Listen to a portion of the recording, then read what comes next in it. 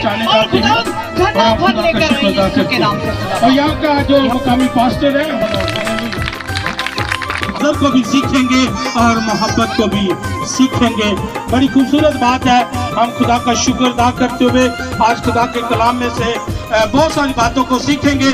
लेकिन मैं कहूँगा कि अगर मैं ज़्यादा लेट हो जाऊँ तो मुझे ज़रूर बता दें कि खाना तैयार हो चुका है तो क्लोज कर देंगे, क्योंकि मेरा जो कलाम का मैसेज हिस्सा होगा वो खाने के साथ ही क्लोज होगा, क्योंकि वाम को हमने दोनों तरफ से आज बरकत को यहाँ पे रिसीव करेंगे। खाना भी है और फिर रूहानी खाना भी है। रूहानी खाने के लिए जोरदार तालियां और जोरदार